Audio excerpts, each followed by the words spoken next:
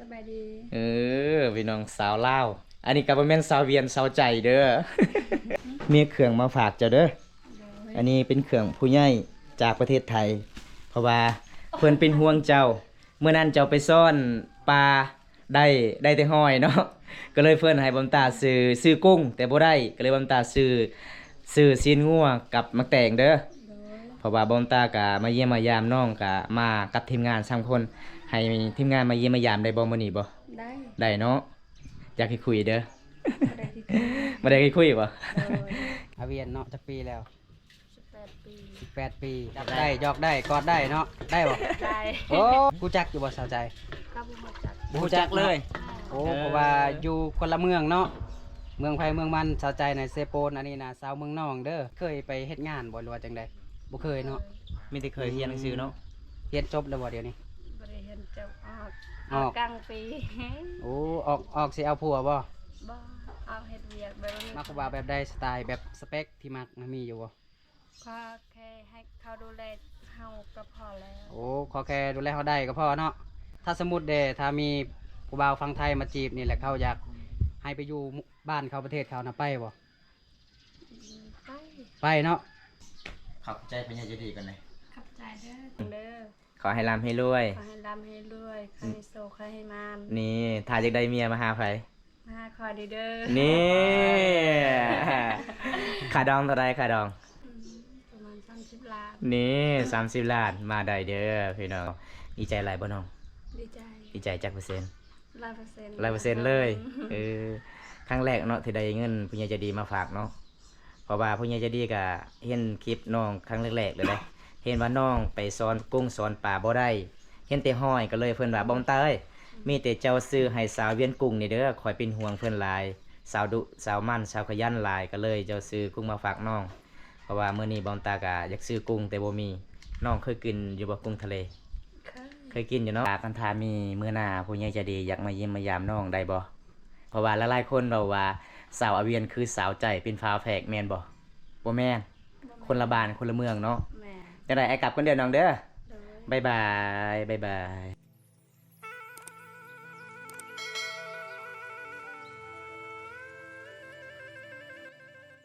หมู่บ้านนี้ก็เป็นหมู่บ้าน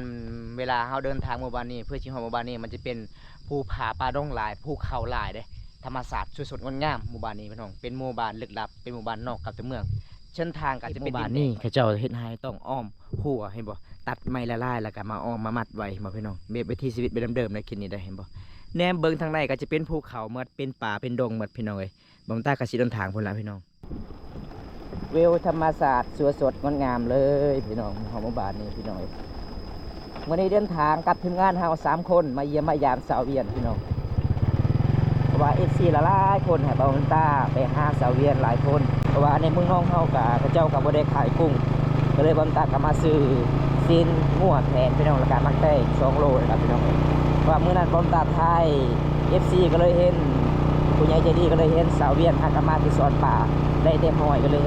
ผู้ใหญ่ใจดีเป็นห่วงเป็นน่าสงสารผู้ใหญ่ใจดีก็มาฝากเงินนำบ่ตาให้บ่ตาซื้อกุ้งอาหารแซ่บๆพี่น้องอันนี้จะเป็นหมู่บ้านนึงนี่น้องพี่น้องเอ้ยเป็นหมู่บ้านว่องแต่หมู่บ้านนี้ก็บ่หลายเด้หมู่บ้านนี้เด้โคตรหลายเลยเด้พี่น้องเดินทางมาไกลกับทีมงานเฮา3คนส่วนทีมงานก็ไปก่อนบ่ตาไปตามหลังก็เลยบ่ตาก็อัปเดตเส้นทางการไปมาหมู่บ้านสาวอาเวียนมันเป็นจังไดมันมาจังไดพี่น้อง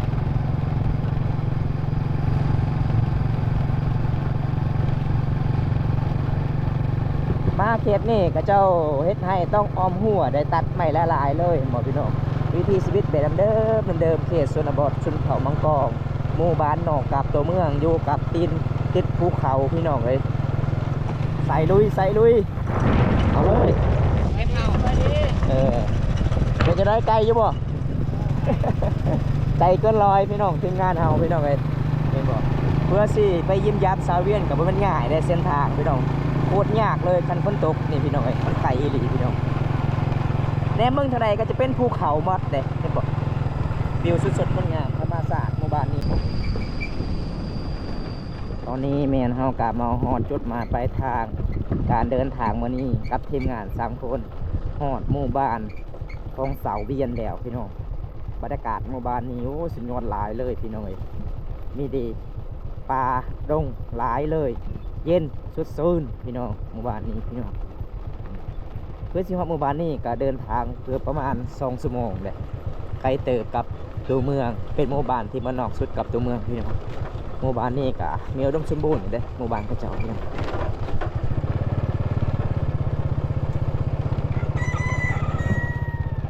มื้อนี้ก็สิได้พอหรือบ่พี่น้องสาวเวียนคนสวยประจำหมู่บ้าน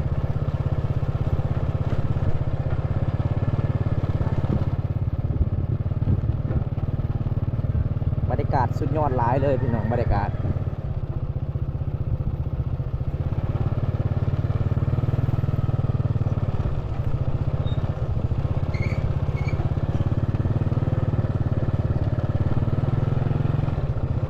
อันนี้ก็จะเป็นบ้านของสาวเวียนพี่น้องเห็นบ่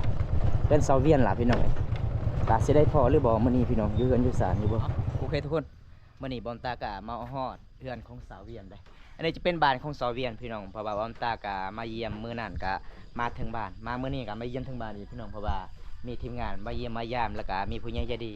จากประเทศไทยให้บอมตาไปเยี่ยมยามมีผู้ใหญ่ใจดีให้บอมตาซื้อเครื่องมาฝากน้องพี่น้องเพราะว่าบอมตากะจะซื้อกุ้งเด้แต่บ่มีก็เจ้าขายอยู่เมืองนองก็เลยซื้อซีนแทนกับมักแตงพี่น้องแต่ได้กับรับส่วนกันมื้อนี้ก็สิได้พอหรือบ่พี่น้องสาวลาวสาวอาเวียนหมู่บ้านนี้พี่น้องเพราะว่าหลายๆคน FC บอมตาให้บอมตาไปถ่ายเด้จะได้กับรับส่วนกันพี่น้องอยู่เฮือนเดียวก็สิเอาของมาฝากก่อนพี่น้องก็คือของภาคจากผู้ใหญ่ใจดีจากประเทศไทยก็ประมาณนี้ล่ะพี่น้องแต่งตัวงามแท้มื้อนี้สิไปไสฮะข้าเจ้า สวัสดีก่อนแน่ สบายดี พี่น้องสาวลาวอันนี้ก็บ่แม่นสาวเวียนสาวใจเด้อ สาวใจเขตเมืองสิโปนพี่น้องเพราะว่าหลายๆคน FC บอกว่าสาวเวียนกับสาวใจเป็นไอ้น้องกันบ่แม่นพี่น้อง ตั้งบ้านเนาะแต่หน้าคล้ายกันเนาะ เอาสาวเวียนมีเครื่องมาฝากเจ้าเด้ออันนี้เป็นเครื่องผู้ใหญ่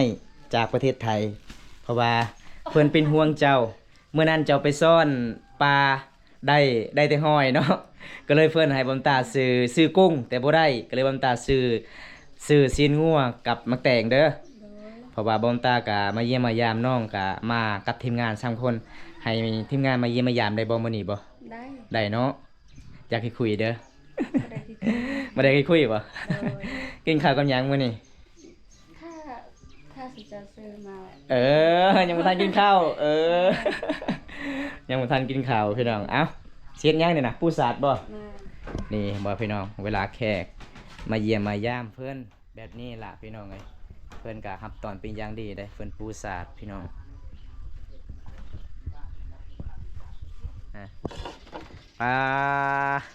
ได้อาหารแซ่บเนาะมาเยี่ยมมายามมื้อนี้เนาะ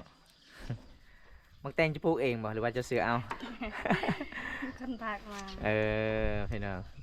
เห็นบ่พี่น้องคนก็งามใจก็ดีเวลาแขกมาเยี่ยมมายามเพิ่นรับตอนเป็นอย่างดีเลยเห็นบ่เพิ่นเอามักแตงอีกพี่น้องย่อฟ้าข้าวให้แขกมาเยี่ยมมายามเมื่อนี้มี3คนทีมงานเฮานี่พี่น้องทีมงานมาเยี่ยมมายามเพราะว่า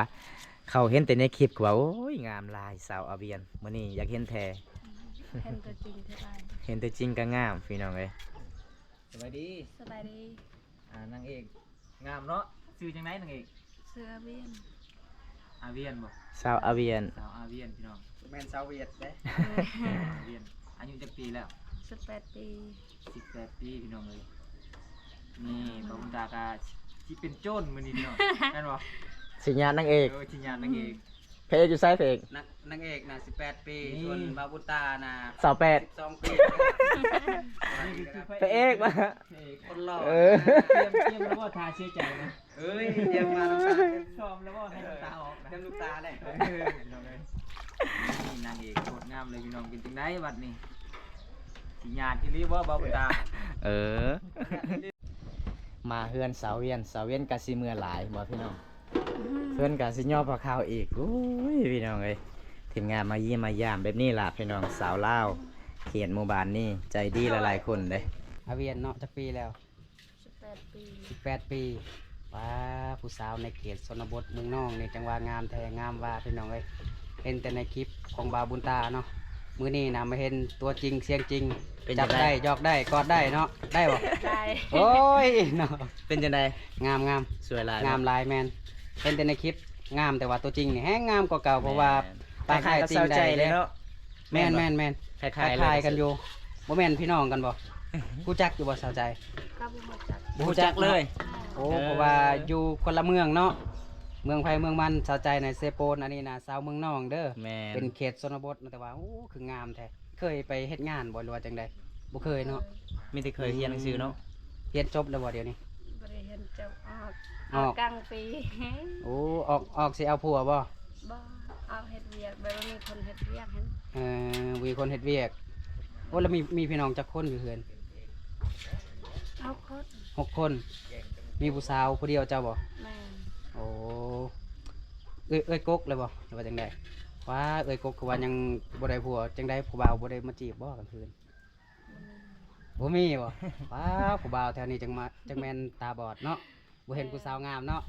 เอ้ยเนาะ ถ้ามีคนอยากจีบได้ปะ ได้ ได้เนาะ 100%บ่ความโสดนะ 100% มักอยู่บ่ผู้บ่าวฟังไทยฟังลาวหรือว่าฟังเวียดก็มักบ่ประเทศไทยมักเนาะ มัก มักผู้บ่าว เบิด มักผู้บ่าวแบบใดสไตล์แบบสเปคที่มักนะมีอยู่บ่ ขอแค่ให้เขาดูแลเฮาก็พอแล้ว โอ้ขอแค่ดูแลเขาได้ก็พอเนาะถ้าสมมุติเด้ถ้ามีผู้บ่าวฟังไทยมาจีบนี่แหละเขาอยากให้ไปอยู่บ้านเขาประเทศเขานะไปบ่ ไป ไปเนาะแต่ว่าต้องคุยกันก่อนเบิ่งใจกันก่อนเนาะโอ้ไปเนาะถ้าหากเป็นผู้บ่าวเมืองเซโปนก็ไปบ่ จัดเลยบาโก้ ไป ก็หยอกเด้อทุกคนเด้อเพราะว่าเฮาจากเว้าแท้อยู่แต่ว่า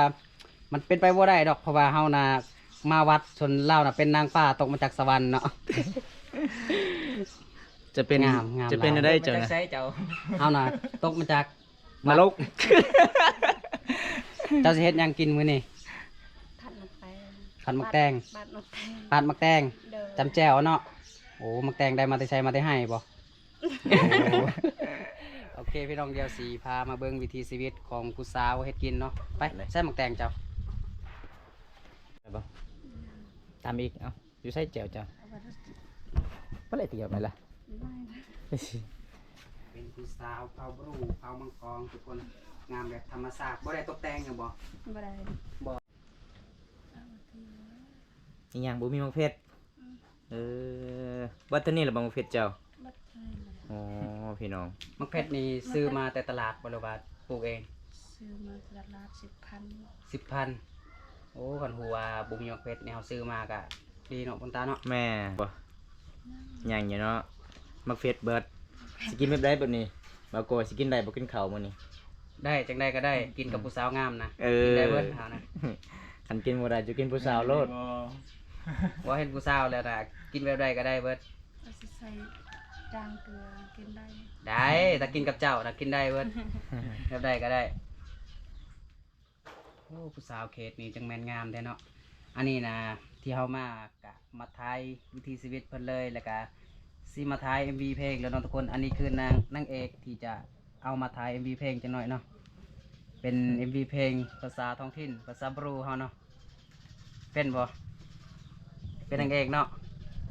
เป็นได้โจรกับพระเอกผู้ได้รอกว่า ตาเบิด เราเวิร์ดบอกโอ้ยเนาะ สู้จูนมาได้แล้ว เพิ่นกำลังสิตำมักเพชรที่จำมักแตงเนาะเพราะว่ามื้อนี้บาวบุญตาได้ซื้อมักแตงกับซีนงัวมาฝากเพิ่นเนาะ เพราะว่าผู้สาวคนนี้เวลาแทงมาเพื่อมาสานใจดีอยู่เลย จะดีบ่ แม่ต้องยอมพอข่าวสุกินทางแบบผู้สาวคนนี้เวลาทำมาเพื่อมาสานต้องยอมพอข่าวเลยเด้ อืม แบบ ต้องได้ให้กินข้าวก่อนเนาะ แม่น สิเฮ็ดหยังก็แล้วแต่ต้องกินข้าวก่อนเนาะ แม่แบบว่าเขาบอกผู้สาวว่าเขากินแล้วผู้สาวต้องยอเลย อืม ก็คือทางเขาเกี่ยวเคสชนบทเซโปนแถวนั้นโอ้ขันเขาเอาอิ่มแล้วก็แล้วเลย เป็นคนแบบจริงใจเด้ แม่ สัตว์ชื่อจริงใจเด้ว่าอิ่มก็อิ่มแล้วเนาะ อ่า FC ว่าสาวอาเวียนนี่กับสาวใจคือกันบ่หรือบ่เนาะคอมเมนต์มาให้เบิ่งแน่เนาะว่าเป็นจังใดแต่ว่าสำหรับบ่ก้อยแล้วบ่ก้อยว่าคือกันเลยทุกคนเลยแบบคล้ายกันขนาดเนาะน่าจะเป็นเอ้ยน้องกันแหละ แต่ว่า บ่แม่นเนาะ แต่ตั้งบ้านเกิดนะ บ่คือกันแต่ว่าต่างกันแต่แบบอยู่คนละเมือง อยู่คนละอำเภอเนาะไปเบิ่งทีแรกก็คิดว่าเราสูง แต่ค่อยว่านะถ้ายืนเคียงกันนี่โอ้บ่สูงดอก น่าจะลื่นค่อยน้อยนึงดอก มันยังอีก ที่ แล้วเนาะ ที่ตำแจ่วนี่ที่ตำแจ่วนี่แม่นสิตำมาให้กินบ่แบบ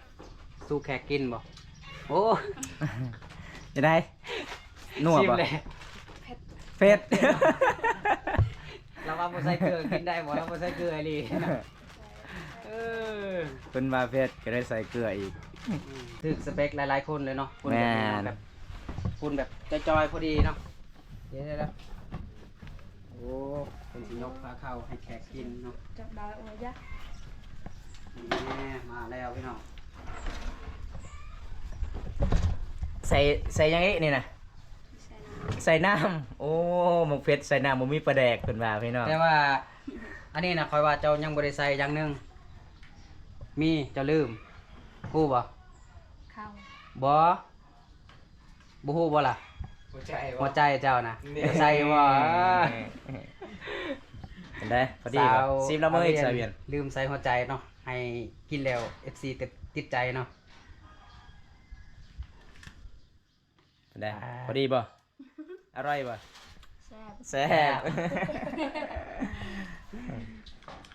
นี่มาแล้วอาหารแซ่บ มากินน้ำกันเด้อ ๆสางเผือกในปลา กิน ลึก น้ำกันเลย พี่น้อง ถ้าให้แต่สมคอยกินคอยบ่กินเลย กินน้ำกัน มา นะ กินน้ำกัน ข้าวน้ำกันเลยเอา โอ้อันนี้ เอาNFC กินข้าวน้ำกันหน่อยเด้อ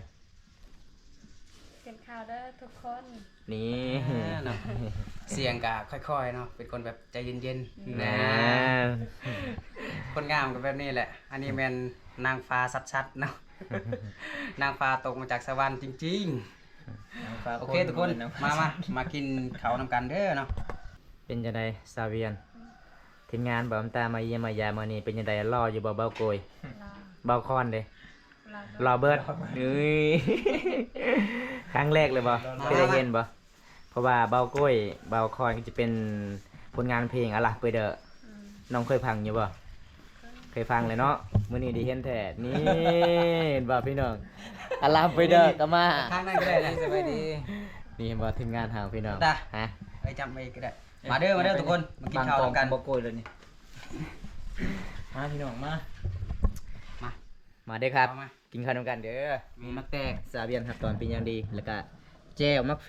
สพี่น้องมักเฟสปลูกเองบ่โอ้คือสิแสบคักเลยได้ เอามากิน มาบาโก้ยเอิ้น FC นี่เด้อ มาเด้อกิ เห็นว่าอยู่กับผู้สาวเลยบ่เอิ้น FC เลย ผู้สาวงามเนาะ อืม ผู้สาวงามในเขตชนบทในเขตชนบทนี่เวลาเฮามาเฮือนมาซานครั้งทำบิดเนาะหรือว่าครั้งที่สองครั้งที่เท่าไรก็ยาแหละต้องได้กินข้าวก่อนเนาะถ้าบ่กินบ่ได้ถ้าเฮาอิ่มแล้วรู้สึกว่าอิ่มแล้ว อันนี้สิแนะนำแบบถ้าเป็น FC ฝั่งไทยมาเล่นนี่เนาะก็แนะนำแบบทำมาเฮือนครั้งแรกนี่ต้องได้กินก่อนอิ่มแล้วก็ยาต้องเฮาจำก่อนหน่อยนึงก็ได้มันเป็นฮิตของแม่นเป็นฮิตของประเพณีของพระบรูเฮาเนาะกินหลายแห่งดี จำยังบ่โกยจำมักแตงบ่หรือว่าจำแจว จัดแจ้แล้วเด้อ จะมาเข้ามา มาซาเบียน มากินข้าวครับ อืม นางเอกคนงามพี่น้อง แมน มาปุ๊บก็ต้องได้กินข้าว มาครั้ง ก่อ แร น กและตกใจพี่น้องเห็นคนงาม เก็บคืน บ่ ดิ เคยเห็น มาเด้อพี่น้องผู้ใดอยากกินลองเบิ่งฝีมือสาวเบียนคนสวยประจำหมู่บ้าน มาเยี่ยมมายามเพิ่นถึงเฮือนเลยพี่น้อง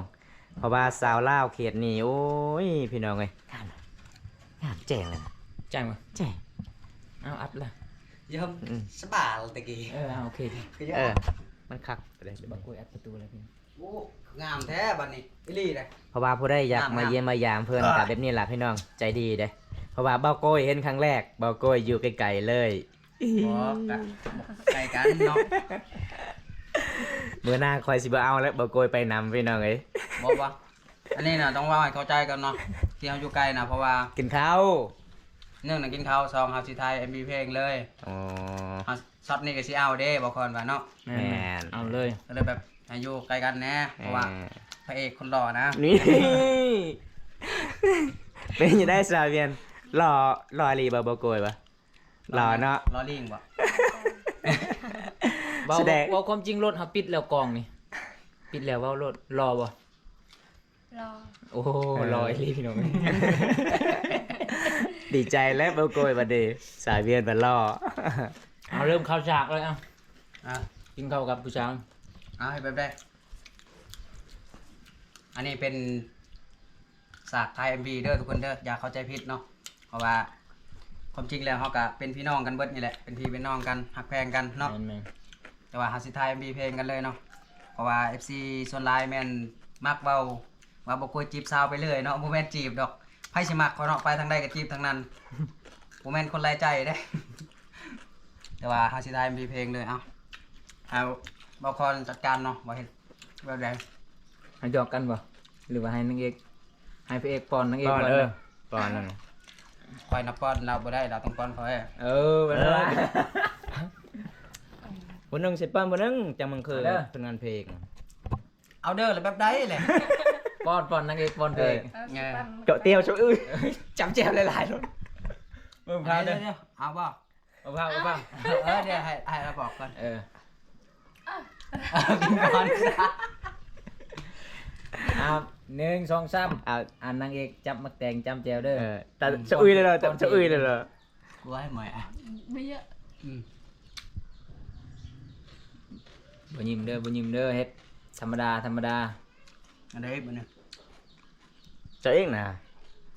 ฮะ เจาะอีกป้อนเรา ไปอีกบ่ เฮ็ดตามอารมณ์ของตัวเองเลยนะหยอก เอา หยอกกันธรรมดาเลย แล้วก็ยิ้มๆเลย เอาได้หลายบ่ หยอกกันโลดเออ โอ้ยเนาะ บ่แนมกองเด้อบ่แนมกองเด้อ อืมนำไปทางใดบ่เนี่ย บ่แนมกองแนมชนะกันน่ะ แนมหน้ากันโลด เออ โอ้ยแนมนาคนงามก็เคิดเลยเนาะ โอเคได้อยู่ ผ่าน ทานบ่บ่โกย ผ่านแต่ว่า โอ้ยพี่น้องเอ้ย เฮาบ่เคยแบบบ่เคยแสดง MV แบบกะสิเคินๆในอายๆเนาะแฮงอยู่กับคนงามนี่ แห้งเคินหลายเนาะ ได้ เฮ็ดใจบ่ได้เลยนะว่า ได้ จัก แล้ว เฮ็ดจังได๋ สดหนึ่พี่น้อง แมน ตอนนี้ก็คือผ่านไปแล้วช็อตหนึงเนาะก็ยังสิเอาอีกเพราะว่าบ่คอนได้จดบทบาทมาเรียบร้อยแล้วบ่ฮู้ว่าเราสิให้บ่ค่อยเป็นเพลงน่ะสิให้ไปถึกอีหยังแน่เนาะ มันคือกับถึกกำปั้นเบาบุญตาก็มีเนาะ นี่โจรที่บอกกล้ามใหญ่โจร นี่โจร จังได้ก็หับส้นเหมือนกันพี่น้อง ที่เราแต่งเพลงมา เมื่อนี้เฮามาแสดง MV ไปพร้อม ความจริงนะ ถ่ายคลิปไปพร้อมพี่น้องเอ้ย สดได้อีกบัดนี้ บ่มีแต่กินข้าวนี่แหละ เอามากินได้ไหมบัดนี้ กินแล้ว เอาเลยเด้อ จะนำกิน สากตบ โอเค แน่จะอันนี้เออ ลนอยู่พระเอกเลยใน โอ้ยเห็นคนงามเกินเลย โอเคได้อยู่นะจำนี้นะ อืม แซ่บน้ำหรือแซ่บคน ไอ้ถามจะได้แซ่บ บ่คนก็บ่เคยซีมกินแต่น้ำ หรือว่าแซ่บมักแตง กินแต่หมักแตง เออ เอาไปเมียนเลยก็ได้บัดนี้ เอาเรียบร้อย พี่น้องเนาะจากตอนกินข้าวก็ถือว่าสำเร็จเนาะต่อไปคือ ตอนนี้แม่ ใช่ กินข้าวอิ่มแล้วทุกคนก็สิให้สาวเอาเวียนเพิ่นไปเมียนพักเขาเนาะ ทายอยู่ดุมมีพี่น้องอยู่สลางเนาะ เอาพี่น้องตอนนี้กับบอมตากับมาฮอดเพื่อนสาวเวียนมาเยี่ยมมายามพี่น้องเอ้ยเพราะว่ามีผู้ใหญ่ใจดีจากประเทศไทยให้บอมตามาเยี่ยมมายามเมื่อนี้บอมตากับบ่ได้ซื้อมากรุงเด้อเพราะว่าอยู่ในเมืองนอกบ่มีบ่อนขายพี่น้องก็เลยซื้อซีนกับมักแตงเงินที่เหลืออีก4ฝาก 1,000 บาทก็ประมาณส่นี้พี่น้องยังเหลือประมาณ400,000กีบพี่น้องเอ้ยจังได้บอมตากับสิมามอบสาวเวียนเลยพี่น้องนี่เอาขอบใจผู้ใหญ่ใจดีกันเลย ขับใจเด้อผู้ใหญ่ใจดีที่ซื้อเรือ อ้าวสาวเวียนมื้อนี้ขอขอบใจผู้ใหญ่ใจดีกันเด้อ ฮะ ขับใจผู้ใหญ่ใจดีพังไทยที่ช่วยเรือ ที่ให้เงิน ที่ให้เงิน ขอให้อยู่ดีมีแห้ง เด้อ ขอให้ร่ำให้รวย ขอให้ร่ำให้รวยขอให้โศกขอให้มาน นี่ถ้าอยากได้เมียมาหาไผ มาขอดีเด้อ นี่ ขาดองเท่าไรขาดอง จะเบาเลขมือนันเด้ ประมาณ30 ล้าน นี่30 ล้านมาได้เด้อพี่น้องเอ้ยเพราะว่าเมื่อนี้บอมตามาเยี่ยมมายามน้องเพราะว่ามีผู้ใหญ่ใจดีฝากมา ก็เลยบอมตาก็ดีใจหลายพี่น้อยขอขอบใจผู้ใหญ่ใจดีหลายๆเด้อที่อยู่ประเทศไทยพี่น้อยขอให้อายุดีมีแห้งมื้อนี้บอมตาก็มามอบอยู่มือน้องๆแล้วดีใจหลายบ่น้อง ดีใจ ดีใจจักเปอร์เซ็นต์ 100% เลยครั้งแรกเนาะที่ได้เงินผู้ใหญ่ใจดีมาฝากเนาะเพราะว่าผู้ใหญ่ใจดีก็เห็นคลิปน้องครั้งแรกๆเลยเด้เห็นว่าน้องไปสอนกุ้งสอนปลาบ่ได้เห็นแต่ห้อยก็เลยเพิ่นว่าบอมตาเอ้ยมีแต่เจ้าซื้อให้สาวเวียนกุ้งนี่เด้อคอยเป็นห่วงเพิ่นหลายสาวดุสาวมั่นสาวขยันหลายก็เลยเจ้าซื้อกุ้งมาฝากน้องเพราะว่ามื้อนี้บอมตาก็อยากซื้อกุ้งแต่บ่มีน้องเคยกินอยู่บ่กุ้งทะเล เคยกินอยู่เนาะมื้อนี้กินแต่มักแตงเนาะ กินมักแตงกระแสบพี่น้องเพราะว่าสาวเวียนเฮ็ดยอซุปเปอร์เขาช่วยไอกินกระแสบหลายเลยพี่น้อยมาเยี่ยมมายามมื้อนี้มา3คนเอาสาวเวียนตอนนี้ไอกลับกันเด้อเพราะว่ามาเยี่ยมมายามน้องก็บ่มีหยังหลายเด้อเพราะว่าคันถ้ามีมื้อหน้าผู้ใหญ่ใจดีอยากมาเยี่ยมมายามน้องได้บ่ได้เนาะเฮือนซานเฮาก็ประมาณส่ำนี้เนาะ มื้อนี้ไอมาเยี่ยมยามน้องก็มากับทีมงาน3คนเดินทางมาไกลได้มื้อนี้เด้เพื่ออยากเห็นหน้าน้องเพราะว่าหลายๆคนเราว่าสาวอาเวียนคือสาวใจเป็นฟ้าแฝกแม่นบ่แม่นคนละบ้านคนละเมืองเนาะ แม่ จังได๋ไอกลับกันเด้อน้องเด้อ โดย บ๊ายบาย